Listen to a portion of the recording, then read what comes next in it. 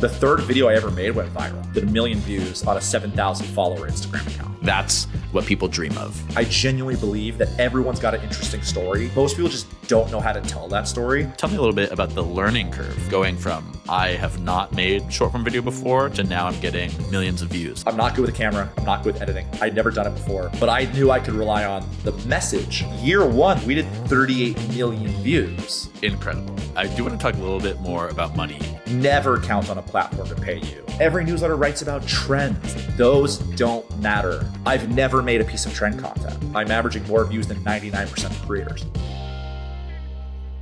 Welcome back to the Creator Spotlight Podcast. My name is Francis Zierer, and today we are speaking with Jack Appleby, a creator with two focuses, social media marketing and his journey as a washed guy in his mid to late 30s trying to play basketball forever. Before he was a creator, he spent over a decade working in social media marketing, so he definitely knows what he's talking about. This was a good one. Hope you enjoy. I listened to a podcast you did about a year and a half ago, August 2024, and I wrote down something you said, which is the new crop of social media marketers like social media more than they like marketing, and therefore makes social media content and not marketing content. Say more about this. It really is one of my core beliefs in what's changing the industry right now. I think something that's happened that's fascinating is like, so I started in social media in 2011, I think it was. I checked your LinkedIn. It's 2011. There you go. Facebook's the primary social network. Instagram's not on Android yet. There is no video content besides YouTube. Like these are early days. And like we were all making up social strategy. We didn't know what we were doing yet. We're building the early versions of it. Yeah. So like now here I am, 15 years experience, 37 years old. I can't name a ton of people with my experience who stayed in the social media industry. You literally, sorry to interrupt again, but you literally, your first job, I think I heard this on another podcast when I was doing prep, was like you worked the graveyard shift from like midnight to 8 a.m. managing a team that replied to comments on Facebook for a brand, right? Yeah, for Electronic Arts. Yeah, you were deep in the content in the mines. weeds. Yeah, yeah. I mean, this is like Battlefield game launch where it launched broke, and this is when community management meant something else. But I mean, electronic three versions of that buzzword ago, at least. Totally. Like, and it means so many. Now it can mean anything. But like, I was literally working graveyard, managing a whole team where our goal was to reply to as many comments as possible.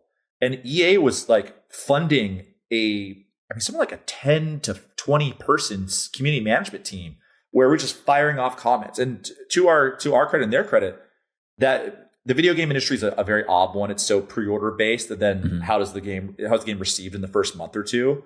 Battlefield launched very glitchy. Yeah. And they gave us a lot of credit where they're like, to be fair, it's their investment, their strategy. But they said like, we think all of the community management we did is what kept people from like trading in their game while we fixed the game. Because people felt attended to. Mm-hmm. Now I don't think anybody could or should invest in CM work the way we did 15 years ago. I think what's been interesting is all of my friends who are like same age now, the same number of years in marketing, they've all left social media. They've gone to brand marketing jobs. They've gone to traditional marketing jobs. Like part of it's because there weren't that many director of social jobs or head jobs that would justify the salaries that someone of our experience level would do. But what I've seen is this new crop of SMMs that are out there.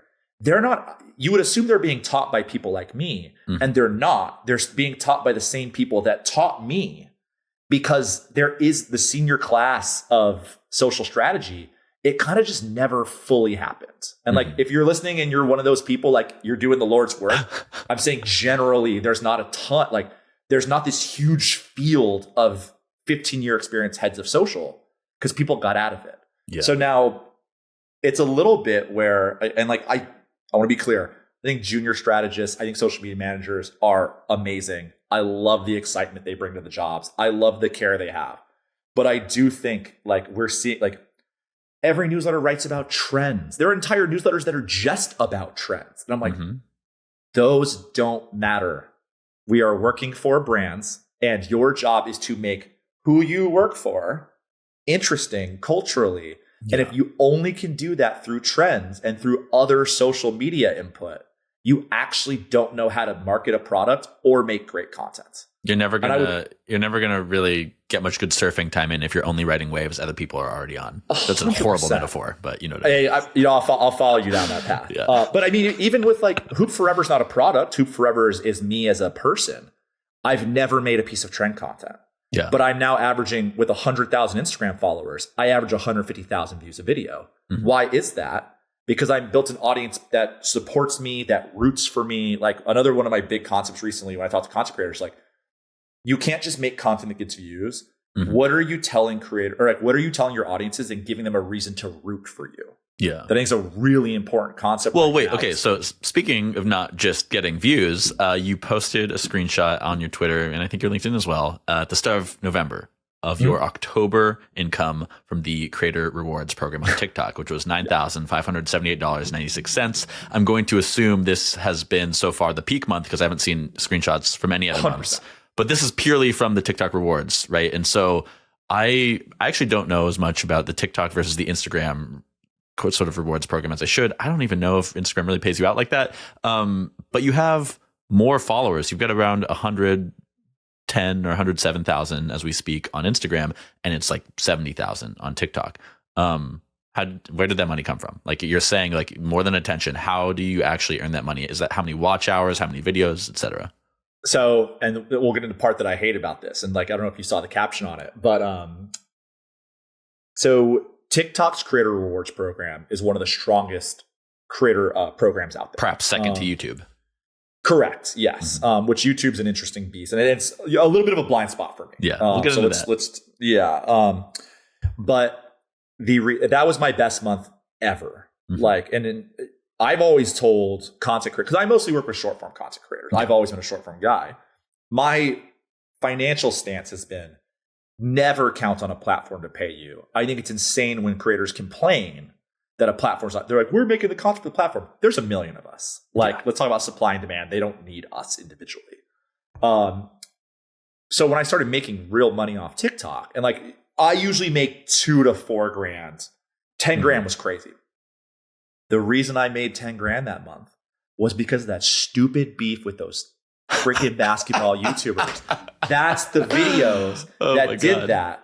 Because, and this is where, I even said this in the tweet, I was like, what I kind of hate is the one time I did like a very social media thing where it's like, I was not crafting beef. I knew I would get a reply. Like when I made the first video, I knew that those guys would reply. Yeah. Where we don't know each other, but it's a small world out there. But you tagged them as well. I did tag them. Yeah. And like we have mutuals. Like I knew there'd be a reply. You knew they'd. I didn't know they'd do it the way they did it. And then to be crystal clear, towards the middle of the beef, me and Dilu, we were DMing each other and we're like hyping each other up. Like it was, but none of it was staged until like the final video when we're like, we're going to challenge each other. Yeah. But people love smoke. Those videos did views and like people love smoke, and it caused a debate where, like, I'm a smart guy, I'm a strategist. I knew to frame my entire argument. I'm like, I kept saying this, like, you guys are better than me. Scoreboard. Yeah. Scoreboard. You guys went home before us because you didn't play team basketball. And it caused this wonderful debate that was super interesting. It's something I'm trying to do with Hoop Forever. The reason I can keep playing at 37 years old, and like the number of people who are like, I'm so much better than Jack. Why does he get looks I don't get? I make my teams better. I make the right pass. I play hard. I play defense. And like, that's what I'm trying to promote with my account. And it was an opportunity for me we talk about, yes, controversy drove a lot of that income that month. Mm-hmm. But the controversy was based in the reason people support me, which was my audience said, you're right. We don't like when people play basketball that way. And it's very exclusionary. It's very like only athletic guys, one-on-one type stuff. We like that Jack represents this. And what was interesting is even a lot of their followers were like, this guy makes a point. Like you guys aren't like, he's playing pro ball now. Hard to argue. Yeah. So like again, like the controversy wouldn't work. It'd be empty if I hadn't had a basis of like people who follow me, who support like my vision and view of basketball. So it's got to be both. Like, it's, again, like just be worth rooting for, give people a reason to believe in you. Like it's the most important thing I think with content. Yeah. Okay, I do want to talk a little bit more about money, and you don't have to answer anything in precise terms that you don't want to. I get that. Sure. But to zoom out, so you've got the basketball stuff, the Hoop Forever stuff, and then you've got the future social and just general social media marketing, which would include your LinkedIn, your Twitter, et cetera. These are kind of your two buckets, as I understand it. Can you break down first, like in a typical month, how does what percentage does each contribute to your overall revenue pie? All my money comes from my marketing presence. What about when there's $10,000 coming in? I would say Hoop Forever had a much bigger year than I thought it was going to. I also spent a lot more on Hoop Forever. So you're traveling, you're giving out these rec league memberships. That's one of the things you do. Yeah. So for anybody that doesn't know my stuff, the series that's now becoming my primary series is, and I'm usually pretty confident in my hooks. This was one where I was like, I don't know if this is going to work or not. We'll see. And I announced, like, I'm starting my own professional basketball team. Yeah. And I was like, people either think this is weird or they'll think it's cool. And fortunately, it turned out they thought it was cool. And we had some like good early success that helped a lot. So now the deal I made was I'm going to fund me and my teammates to go travel wherever we go. I'll pay for all the travel. When we win, I will pay all of us equally after we pay me back. Mm-hmm. And when we lose, I'll eat the whole thing. Which, believe it or not, because of that controversial month where I made a bunch of money off that, the team was technically profitable. It wouldn't have been if it wasn't for that, because I spent 10 grand, we won 7 grand, but I lost 5 grand.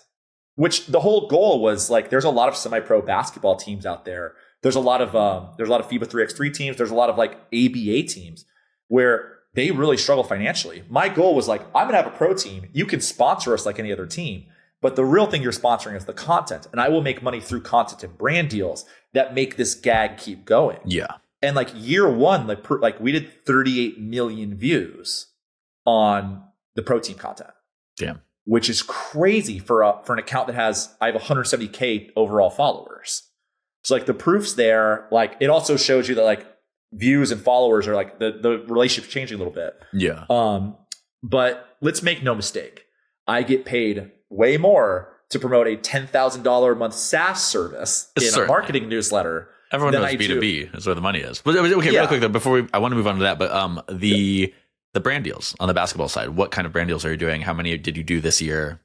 Very few this year. Yeah. It was early days. It's secondary business, and I haven't been out there hunting for stuff. Mm-hmm. And I'm sure we'll get into that. I recently signed with management and how that's changed my life. But because it's secondary, I'm still the new guy on the block. And I do a theory that I have about my basketball content is I think if I want it to be even bigger, I can generate views. I'm already doing higher average views than most other basketball creators, except for like the top tier. Yeah. I do think what I have to do if I want to get more brand deals is I think I need to give brands the chance to imagine me more in their brand deals. Because right now you basically have to contribute in a way that supports my basketball journey, which is slightly different than you can hire any content creator to make any basketball creator to make like skit content or like any like talking head content. So I think a strategy I have. Well, and to be clear, like looking at your content, it's not very polished, right? Like your content is still almost like TikTok 1.0 and like how it's shot and like the overlays you're using. You're not doing anything complicated. I interviewed somebody. I don't know if that'll be out already when this comes out, but I interviewed somebody the other day who's been doing short form stuff for about as long as you have. And I was looking back at his first videos and it's like, so just like some guy, right? Some guy messing around making like Figma design tip videos. And then now he's got the studio and all the lighting and the camera and it's so polished and engineered. And you've been doing it around the same time and your content looks not that different than it did 2.5 years ago. This is by design. I mean, and something I really, really try to do, and I'm very proud of, I'm really, really good at finding the story in just how I'm living my basketball life. So like this morning, I played at 6:45 in the morning, that Swish House basketball class I go to. And somehow me and the other best shooter in the gym got paired on the same team. And we won the day. Like we won 6 of the 7 games we played. I had recorded the whole thing for a totally different video. But as I'm taking the subway, like I've already written a script in my head for a video I hadn't even thought to make, where like the hook up front is like if you're a guy who gets buckets, you're the leading scorer on your team, the most important thing you can do is go make the other guy the leading scorer. And I'll show a bunch of clips how like I do not go run to the other side of the court away from Sam, this other shooter on my team. I go towards him and we do plays together and talk about how it's 1 + 1 = 3. that's such like a how to hoop forever type of piece of content where it's like preaching how to make everybody better, but it's hooked so in wholesome. Someone's like, it's wholesome. Yeah. No one can argue against it. Like, whereas like if you go on my LinkedIn, the comments will be like, he's right, he's wrong, yapping at me, yapping at each other, because it's all opinion stuff. When you go to my basketball stuff, no one's like, that's not how you should do that. It's so wholesome. Like my whole hope is to help kids like me. Like you're a fringe. Like I'm sick. Like let's be fair, 6'5" gives me an advantage over most guys. But like I think that people who just love the game can actually go find college scholarships if they play the right way, get the GPA, are willing to do it. Like I think it's out there, and I genuinely want to help kids and like high school kids understand the right way to play the game. Yeah. No, that's fair. Okay, let's take it to the future social side. I want to talk about the present state income and like all the different streams that go into it. And then maybe I'll bring us a little bit back to more origin story stuff. So right now, how many ways do you make money? What are all your revenue streams under the broader future social media marketing umbrella? Sure. So when I think of future social, like Jack Appleby and future social are fairly synonymous at this point. Yes. The distribution platforms are the newsletter on Beehive, LinkedIn, and Twitter. And which are about 80,000, 70,000 respectively. I checked this morning. Yeah, which is very odd. Everyone's always confused by that. I'm kind of confused by that. But what's been cool is I keep meeting people who don't know that I write future social, which I think is cool because I actually don't have a ton of audience overlap. I'm actually hitting different people on each platform despite the same size audience. Very odd. But those are the distribution platforms. Branded content is for sure the biggest source of income for me. For me, branded content is usually formed in package deals where it's branded LinkedIn content and newsletter ads. Twitter is very hit and miss in 2025. A lot of brands who used to pay me for Twitter are like, nah, we're good. No, thank you. Your tweets don't hit as much anymore. Your LinkedIn posts hit, but I scrolled through like your last year of tweets and there's not, some of them get engagement. Yeah.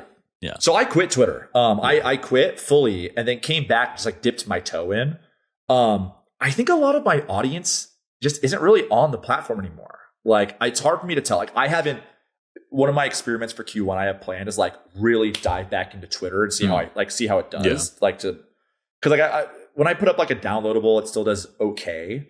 But I think just Twitter in the post Elon era, there's less people trying to educate themselves. Like I think a lot of that screen time has gone over to LinkedIn. Yeah. It's less earnest.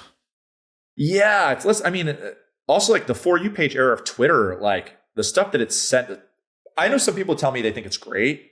I have not spent enough time to like maybe trigger my algorithm in a way that I like. But I don't enjoy being on Twitter anymore. Yeah. I enjoy it in the way I enjoy scrolling Instagram reels or, eating too much candy on Halloween as a 12-year-old.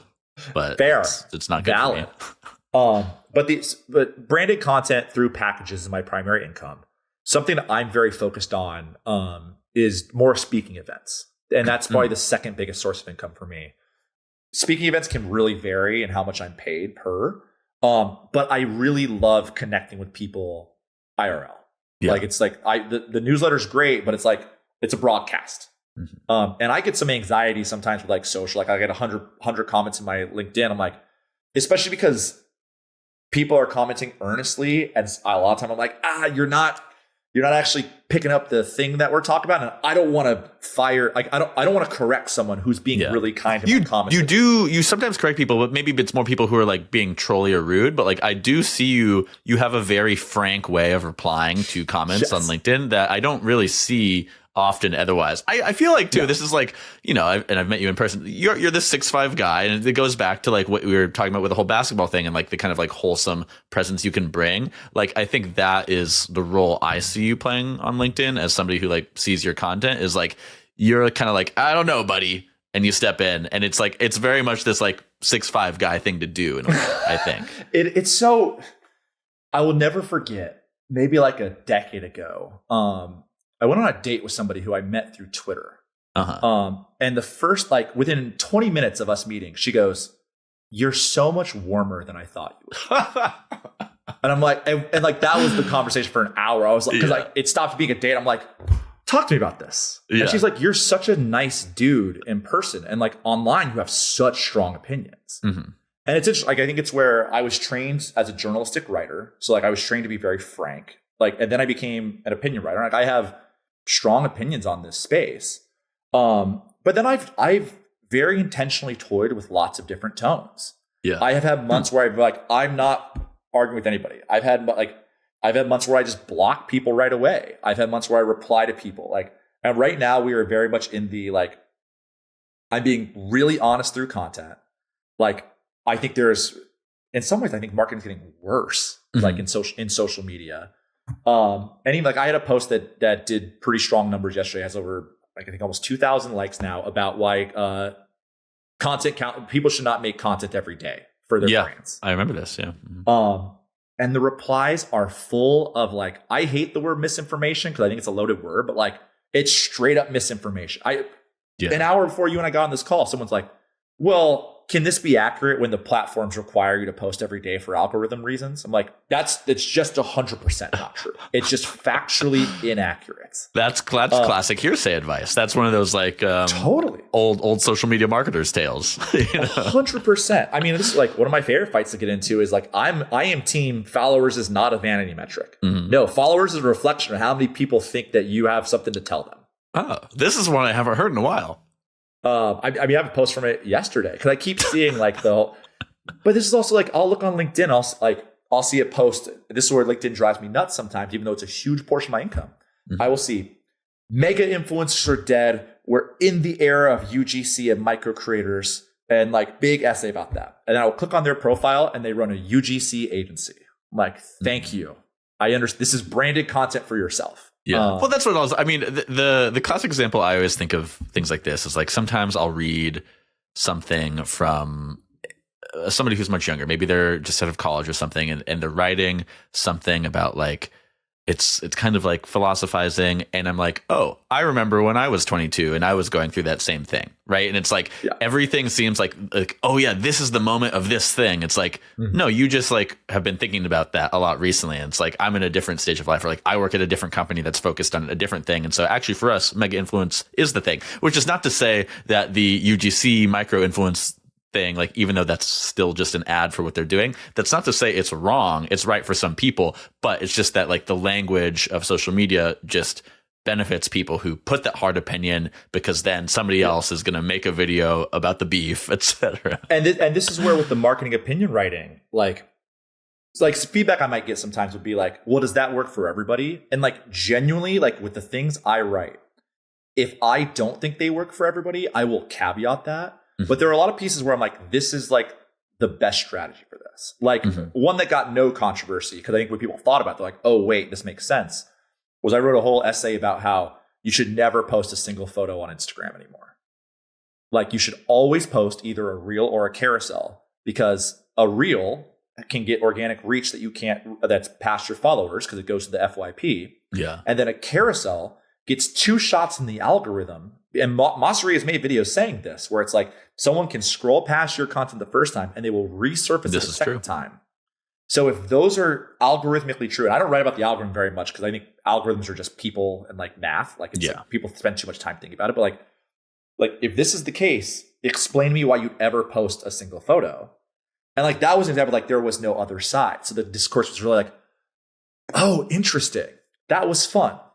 then there's other stuff where it's I don't know. I mean, I'm very famously against unhinged content. Mm-hmm. And it's where you're a risk averse guy.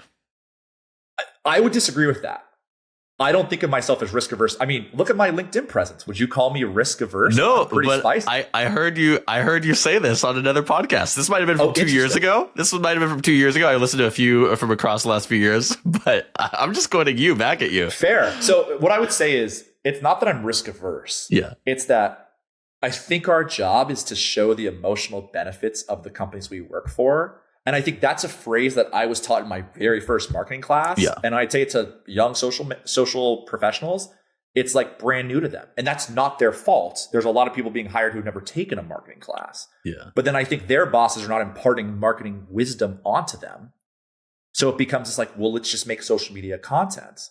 I mean, when it comes to the unhinged stuff, I'm listen, if your Duolingo, where you get 20 million views, a larger percentage of that audience will then think when they're finally deciding to learn Spanish, well, what do I know about I know of Duolingo, like the purchase journey is different. It's also in Duolingo. It's like Duolingo has been this example people call out in this way for at least 5 years, right? I think it was like around 5 years ago that the owl, like as the center of the content, really became this thing with Zaria Parvez, I think it was, who was the head of social there, the eventual head of social. She started as a more junior role, but yeah, like that's just become this like such a tired touch point. And I think the post that that you kind of crystallized this thinking in the other day was like, it's like, even if you can get a lot of followers on LinkedIn, it's not worth it if you're just making posts about like stupid shit that has nothing to do with your job. Like, don't do that. Like, that's what you're saying. Like, if you're going to make unhinged content, like at least make it relevant to the thing you're doing. And it's targeted audience. Like, it's a marketing funnel. If you're trying to grow on LinkedIn, you already know the hardest part isn't posting once, it's posting consistently and knowing what's actually working. That's where Taplio comes in. Taplio is an all-in-one LinkedIn growth tool built to help you save time, show up regularly, and turn visibility into tangible results. With Taplio, you can instantly find content ideas, write posts faster, engage with your network without living on LinkedIn, and track what's actually moving the needle. Creators like Amanda Goetz use Taplio to grow more than 30,000 followers on LinkedIn. And companies like Lemlist have generated over $3 million in pipeline from LinkedIn alone. So if you're done guessing and ready to build a LinkedIn routine that actually translates into revenue, go to taplio.com and get started for free for 7 days. And when you're ready to sign up, use code Creator1X1, that's in all caps, Creator1X1, to get your first month for just $1. That's taplio.com. Get started today. Tell me a little bit about the learning curve for you of going from I have not made short form video before to now I'm getting millions of views on some videos. So there's so many different answers for this. I'm clearly a big believer in story and words in general. Believe it or not, I don't script those videos. There's all me talking, like thinking through them out loud and like a couple of different takes. But like, this is something I'm strong at, is like, I love storytelling. I have a movie club. I go to the movies 3 times a month. What was the best one you saw recently? I'm seeing Hamnet tomorrow, which should be the only thing that'll challenge One Battle After Another this year. I watched One Battle twice. Yeah, it was great. Genius. Anyways. But what's been interesting with Hoop Forever is like, I could do the math of like, I am not a good short form content creator. Like, like you would saying that now would seem silly. It's like, I'm averaging more views than 99% of creators. But I'm not good with a camera. I'm not good with editing. I'd never done it before. But I knew I could rely on like my words and story, and like the message would carry me. And that's why I'm still shooting on a 6-foot tripod on an iPhone 16 and then using like keyframing to make it look a little more dynamic. And then occasionally I'll cut myself in and talk to the camera. But like, I feel so awkward doing this. I hate this. I'm not good at it. I've been trying it recently and I haven't posted anything because I'm just like, I hate this. I hate myself. Oh my God. On the marketing side, like the number of brands who've said like, bro, you'd be so good at this, and this is an easier way for us to pay you. Why aren't you making video content? I have not found a method of it that I personally am proud of. It's very different. Because like with basketball content, I will play, this is like my workflow now. I'll be in a game. I'll remember I did a move in the game. I'm like, well, that's the visual hook. Okay, so what's dude, I'm scripting during the game at this point. Yeah. Like, there's the visual hook. Here's like the VO message. Here's how I get it to a minute so I can get to the TikTok creator program. It's got to be over a minute. Like, and I know how to do that. I clearly have enough opinions to make marketing videos, but I don't know how to frame myself in a way that I'm proud of. And like, you think of like somebody like Oren Meets World or Eugene Healy, who are out there doing this kind of work, and it looks really good. And you go back too to like, you go sort their TikToks by oldest. I did this with Oren the other day, and it's like it was so funny. There's just some video where he's doing the like smug guy pointing up at a thing, and it's like, wow, this is so unpolished. Just looks like some random guy. And then you look at his videos now, and they're so polished. I know he probably has like animators working on it. It's obviously not just him. But my point here is that like for somebody like you, who you're making plenty of money through the writing, and like you don't necessarily you don't have this urgency to go and build this new revenue stream through video, and you also like already have like somewhat of a polished thing going on with the newsletter. It's like it's a lot of suffering to spend like a year plus making videos that like you don't feel good about and that you think look bad. Like I've been dealing with this myself, trying like I need to try something here, right? I know I need to be making short form videos, but it's like I'm a good writer and I'm a decent podcaster here and I can do that. And it's like the like opportunity cost, maybe you could say, of making like these poor videos when I could be writing really good essays is like, it's a big discrepancy. Well, and now I have the unique it's not a problem. It's a good thing that I have 2 creator accounts now. Yeah. Both of which are thriving. Like one makes more money than the other one, but like Hoop Forever grew really fast. And like that's not going to stop. So like I'm really excited about that one too. So it's like I've had to figure out like, do I even want to make marketing videos? And I just think the reality of the market is that I'm going to have to, and I got to think through what that means. Like, because like it's like the names you just mentioned, I don't have Instagram presence for my marketing thoughts. Yeah, I have none. It seems like a miss to not have that, even though I have one of the most read newsletters in the whole industry.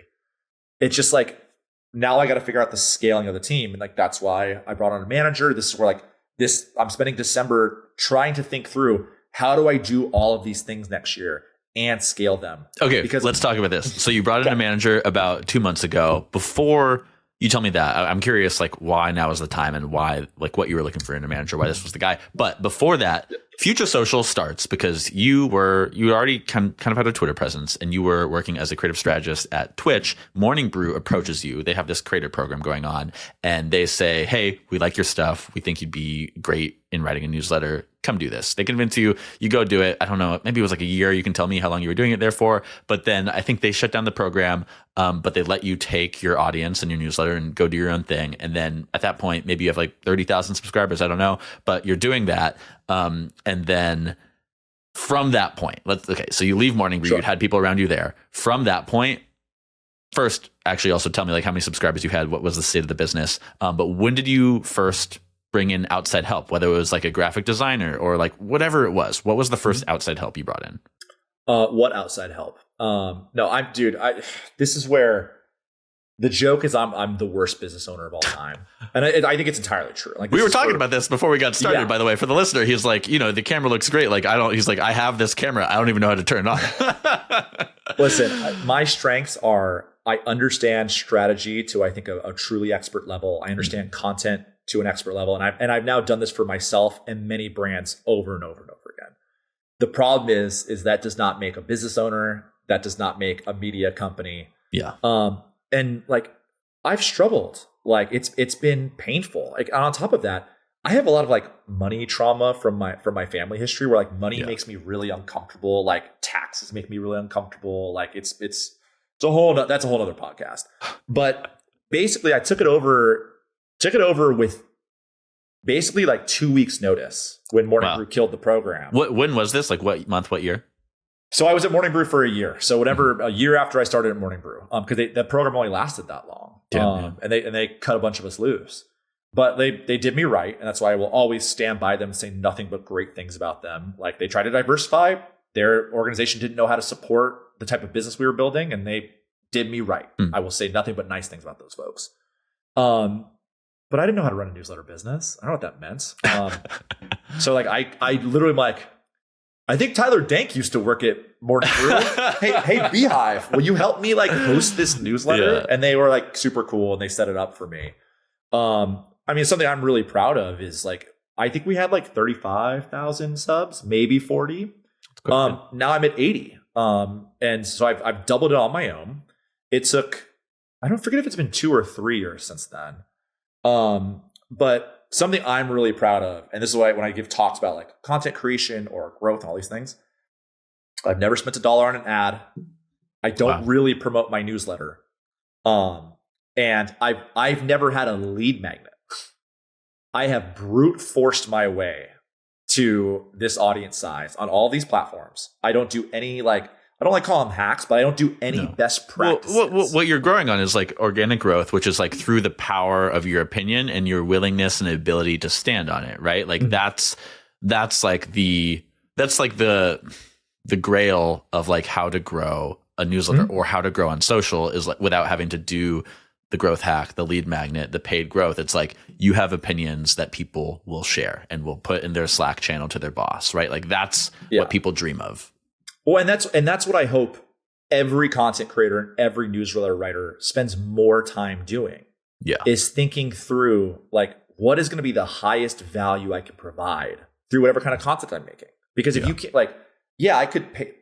And don't get me wrong, next year, like I will probably spend some money on advertising. Like I'm thinking through lead magnet because if I'm this good at like content without doing any of the things right, what happens when I do even a couple of optimizations? Yeah. We'll see what happens. Like if I had done that 2 years ago, maybe I have 100,000 subs, maybe I have 150,000 subs. Who knows?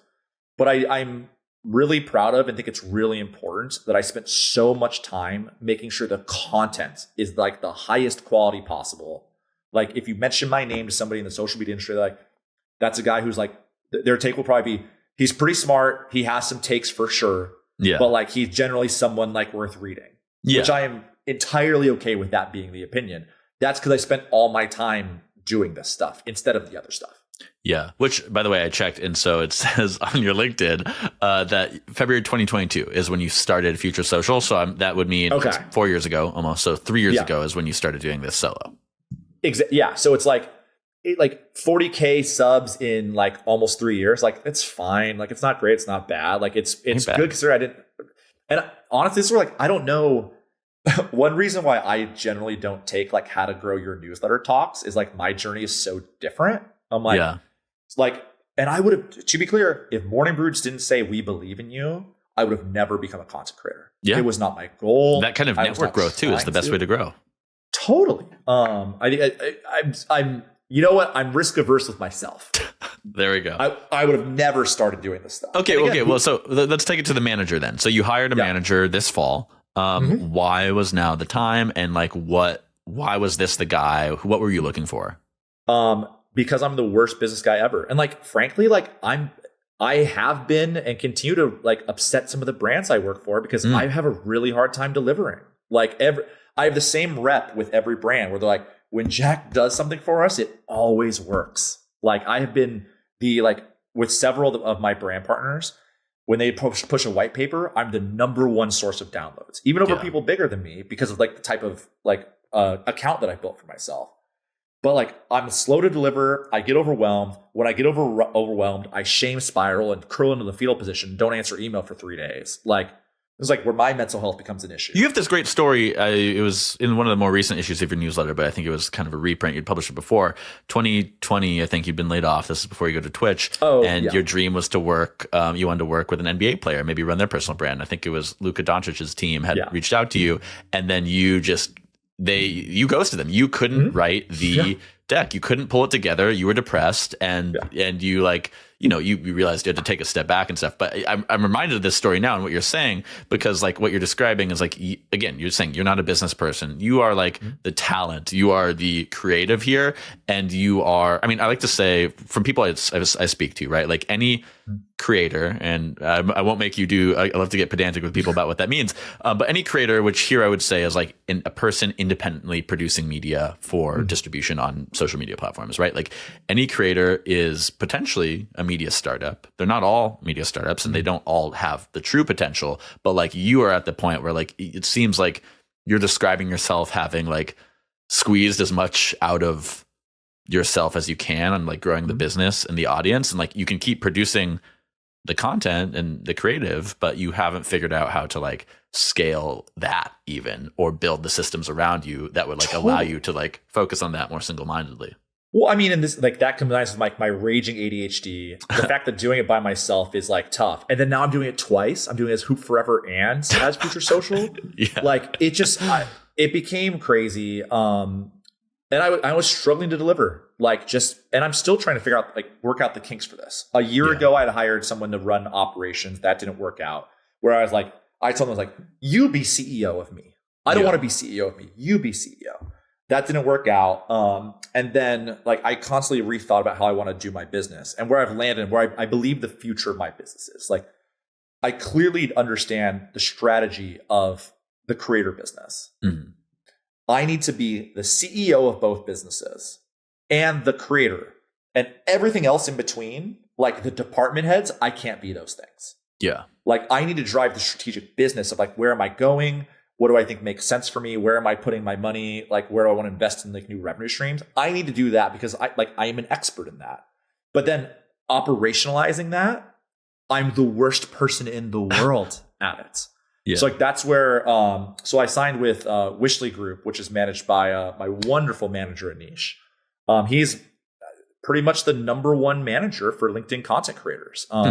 He has signed both before and after signing me several of my close friends. And like it has been an absolute godsend. He's brilliant at this stuff. One of the jokes that I love is I was giving talks at creator events about how to price yourself and how to like drive value. And a lot of the creators I was talking to were like amazed at the money I was making from this stuff. Yeah. And then I started working with Anish and I found out I was not charging enough. And he was getting me numbers like, oh, I would have been scared to ask for that. Yeah. Or like how do you negotiate? Like I worked in ad strategy for a long time, but I didn't know how to price myself for like the face of a brand campaign. I had no idea how to do that. But what's been really magical now about this is it's also allowed me to be a creative strategist for myself again. So I have a campaign that'll be coming out probably around when this podcast launches. So I already alluded to this, and we've talked about how I view myself, my strengths and weaknesses, like my views on vulnerability. I've now signed with a financial institution who is my sponsor for both Future Social and Hoop Forever. Oh, here we go. Now this, I've been wanting to ask about any boundaries between this and how they break down or hold up. And the campaign is going to be about how I'm the worst businessman alive, which was my pitch to them. Incredible. And I'm going to talk about all the things I've done wrong. And we're going to talk about how I'm working with them to like fix a lot of my back finances stuff, which like is not a result of my businesses not being strong. It's a result of like 20-year-old financial trauma that I inherited from my parents. Yeah. Like, but they're going to help me. Like, I will now talk about this and like admit, like, I suck at this. I'm the worst. And I love using brands to like highlight my weaknesses. Cause like, honestly, at the end of the day, like I am the kid who always wished he fit in a little more. Yeah. Like I've always felt awkward. Like I grew into myself in my 30s, but like I always wanted people to get along. I always want people to feel more seen. Mm-hmm. I don't think, to be clear, I don't think anyone will pick up on that from my marketing content. They'd be like, that's an opinionated guy who thinks he's right all the time. Genuinely, like I have a lot of strong marketing opinions, but like all I want is for people to feel seen. So whenever I can self-deprecate to make other people feel like, oh, like this guy makes mistakes just like everybody else. Like I try to do it. I think it's good for all of us to do that. I agree. Yeah. I mean, it's what has worked in your basketball. Again, I think this tracks back to like, what are the unique skills you could do as your character? And like you being this like 6'5" guy, it's like this, you're this like self-deprecating, gentle giant. Maybe I'm like infantilizing you a little bit with that, but you know what I mean? Like, it's like that really works. And that's like a very appealing character for, and I'm sure this campaign is going to be a success and they'll probably work with you. But again, like anybody who knows me from marketing, if they hear you call me a gentle giant, it's probably rolling their eyes. They're like, that guy? It's just like, and I totally get it. Like, and I've spent a lot of time like debating, do I like how I sound on the internet? Do I want to change how I sound on the internet? Like, well, it sounds like you've tried on different voices. You were saying that earlier. You've had different seasons of like, I'm going to be more antagonistic or I'm going to block people. And like, I'm going to be variously plugged in or out.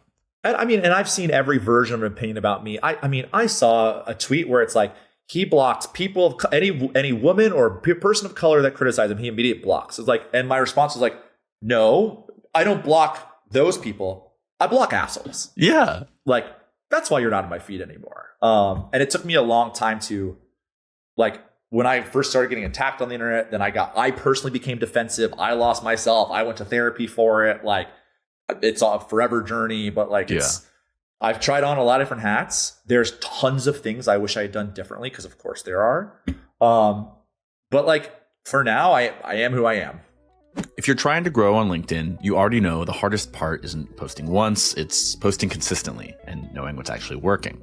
That's where Taplio comes in. Taplio is an all-in-one LinkedIn growth tool built to save you time, show up regularly, and turn visibility into tangible results. With Taplio, you can instantly find content ideas, write posts faster, engage with your network without living on LinkedIn, and track what's actually moving the needle. Creators like Amanda Goetz use Taplio to grow more than 30,000 followers. And companies like Lemlist have generated over $3 million in pipeline from LinkedIn alone. So if you're done guessing and ready to build a LinkedIn routine that actually translates into revenue, go to taplio.com and get started for free for 7 days. And when you're ready to sign up, use code CREATOR1X1 to get your first month for just $1. That's taplio.com. Get started today. Okay, really quick, I want to close a loop we opened a while ago, which was how all your different income streams. So I think we got to. Sorry. Yes. No, you're good. No, I would have put you back on track if we really did, and I'm putting you back on track now. So we had brand deals and speaking engagements. I know you also have a course product. What else do we got?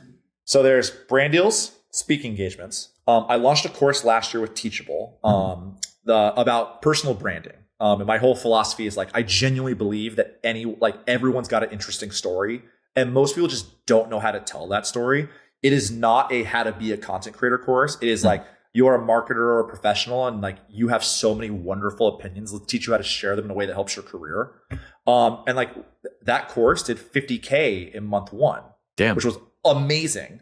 And I have not promoted it for a second since because it's not to my personal standard. Like, so I want to go redo it next year and improve it. Wait, quick question on that. So there's 2 prices. I think it's 1,800 or no, it's 800. Excuse me, it's 800 for the course, and then it's I believe 1,200 for the course plus a 1-hour call with you. How many people opted for the call?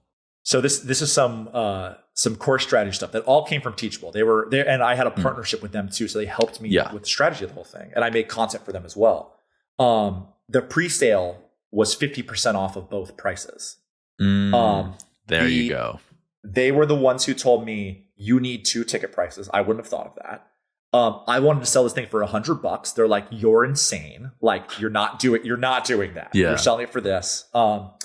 And something like 40 or 50% bought the upsold version because, and this is something that I've undercredited myself. And I think I've undercredited all content creators. Yeah. People just wanted the chance to talk to me. Mm-hmm. And it does, like, I think hiring someone for consulting like feels big, but paying for an hour of my time while you buy a digital product from me feels like especially casual. If at 50% off, it's priced lower than the full price of the lower ticket item. Correct. So a lot of people did that. And a lot of people told me on the call, they're like, dude, I just wanted to pick your brain forever. Like, which was super cool. And like, it's something that's really important to me is if you pay for my time, that you get extreme value out of it. So like, I'm very like, I appreciate that, but how could I help you? Like, let me help you. Don't glaze me here. Let's talk about you. Totally. But like, that was, I mean, I just spoke at a digital summit in Dallas in December, this last week. 3 people flew to come see me speak, which is crazy. I'm like, that can't happen. Like, who's doing that? Like, people using their budgets to like fly, like you're using their educational budgets to come see me speak in another place. Yeah. Which is like, it's so flattering. And like, it makes me feel great that I've realized like I'm actually helping people with this stuff. And there are people out there who like want more touch points with us as content creators. Mm-hmm. So I will relaunch that course because I really like, it's something I really want to help people with is like how to speak their mind on the internet. I will at some point build the course I should build, which is Jack Appleby's social media strategy course. I intentionally didn't build that for my first course because like I don't know exactly what I want it to be. Should it be this huge meaty thing? Who's it for? Do I sell it to agencies? I don't want a social media manager to give me $1,000 when their company should be spending on this stuff. There's a lot of like big thinking that has to go into that. Do you speaking of big companies, like do you do like one-off consulting roles, like, you know, few month engagement, that kind of thing? I do 0 consulting right now. And people ask why. I'm busy as it is. I would like to do more because I miss using that part of my brain. Yeah. But you're making enough money to where you don't like have to right now, it sounds like. It would arguably be financially backwards for me to spend more time consulting. Yeah. Cool. But I miss doing it. So there's the course, which I made that 50K up front and then didn't make anything after that because I didn't promote it. I have Break an Egg, which is my $5 a month LinkedIn prompt service, where what I do is I write 30 LinkedIn prompts for you. So you have one for every day that are not like, what are your favorite tool sets to use? Like that kind of stuff. It's like things that I've specifically crafted to hopefully help the subscribers mind their own brains for anecdotes and thinking that is unique to them and their experience that they underrate. And I specifically priced that at $5. So it's really important to me to have one thing that's like highly accessible that anyone can pay for. And people have had huge success with that program. They've met new bosses. They've connected with best friends, like for like a very low price. That's done over 3 years. That's done 87 grand. Damn. For a business that I spend 2 to 3 hours a month on. That's like awesome. which is a reflection of me having practiced personal branding for a long time. I can pump out like 30 it's like it's a steam valve for you. It's not something it's like you're already doing the work. Yeah. Exactly. Obviously brand deals on Hoop Forever is a thing as well. Is there anything else I do? Hoop Forever is also your biggest expenditure. No, it sounds like. Oh yeah. Oh, make no mistake. I'm excited for taxes this year, where it's like Hoop Forever might report a loss this year. Yeah. It probably will. Like fingers crossed, right? Yeah. But I haven't spent any money until recently on the marketing business. Now I'm spending. Make no mistake. I'm looking at my bank account this month. I'm like, oh, I'm spending for the first time, and it's like the setup month where it's like. Now I have a manager who gets a percentage of my business, like, and a percentage he's very much earned, but like it's percentage. Hey, you got to break a few eggs. You got to break a few eggs. I'm like working with, perfect example of like why I love my manager and how I think about my business. I hired an EA. It became very clear to me he was literally asleep at the job and using chat GPT like to do his job. Yeah. And he lasted 3 weeks. That's a real VA. That's a real VA. Had to let him go. I was freaking out. And like, I was like personally hurt that like someone, like, I feel like someone stole my money basically. Yeah. And I bet like, I have my own trust issues where I'm like, I'm letting you in and you screwed me over. Like now I'm like going into Thanksgiving with no help and I'm burning out. Like it really like hurt my feelings for lack of a better term. So what did my manager do? He found a company that has VAs that is giving me a partnership and staffing my VA. That's why you hire a manager. This is the 4D chess that I'm trying to accomplish. I mean, this is like for basketball training, I've had PTs where I had deals with them, like branded deals, where it's like, I don't want to pay for this. They want exposure. I'm like, happy to. Let's do it in kind trade. I'm trying to make as much of my life branded as possible without ever selling out and being a lifestyle content creator. Well, it doesn't look like it from the outside.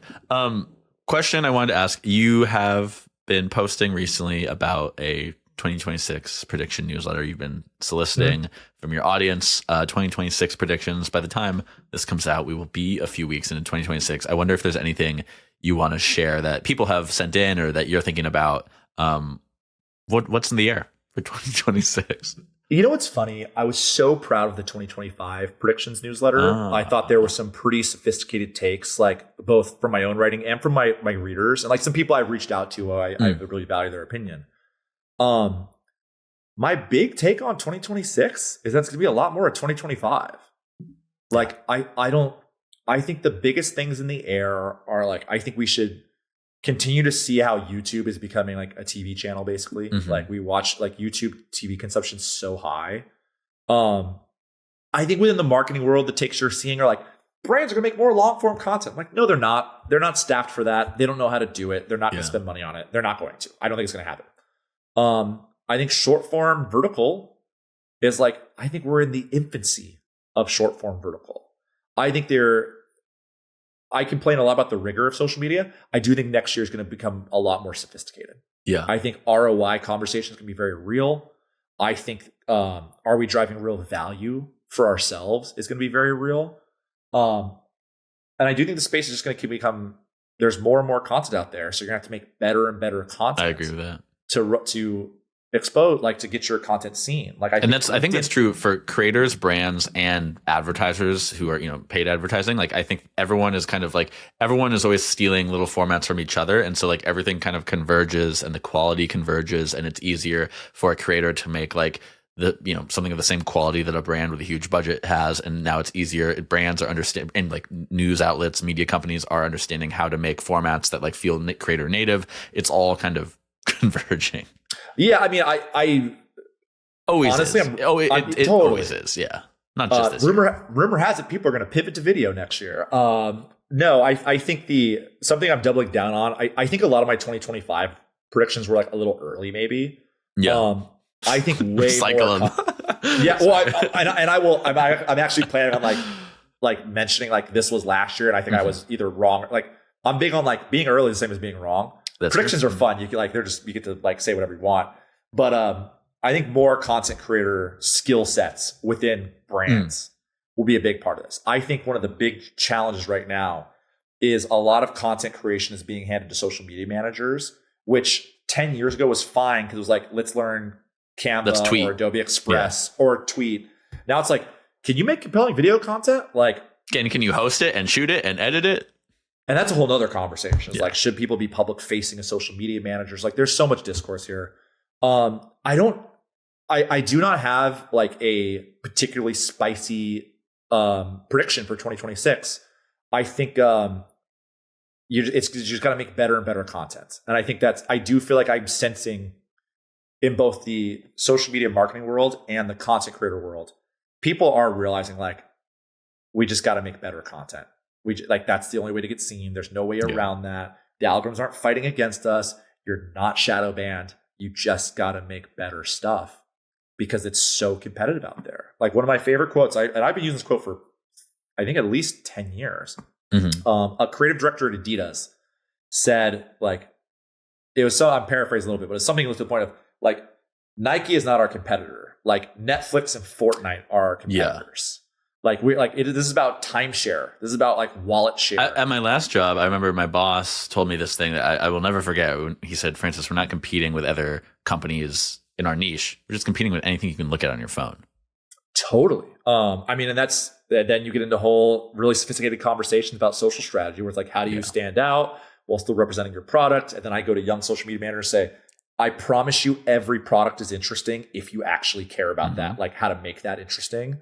And if you're good at that, you will find the right customers for your audience and it will work. Like this does work. Was it you who I saw a post the other day about like, stop making like horrible, like Spotify rap spoofs for your brand? Like, stop making the things for the brand you wish you worked at and make stuff that's actually about your product. I don't know if that was you. I think that was you. That was a snarky comment I left on someone else's post who was already making that poll.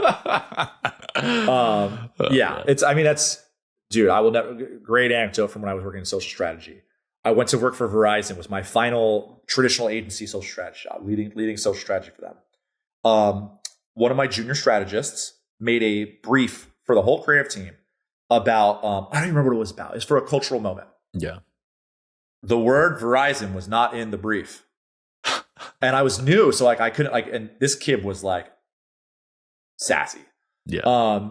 And when I pulled him aside and talked to him, I was like, hey, what does this have to do with our company? He goes, well, what does anybody care about our company? I'm like, I wanted to throw something. I tried to fire him twice and my boss wouldn't let me.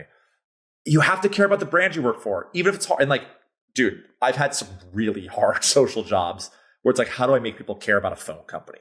Yeah. How do I make, like, I thought they were fun, but like, I ran social for Randstrong. I was a social strategist for Microsoft Surface. That's a tough product to sell through content. And we did our best. And some of the stuff we did worked, some didn't. But like everything we did was why you should care about Surface or how Surface can make your life better. Yeah. And I'm just amazed how that seems like rocket science to so many brands.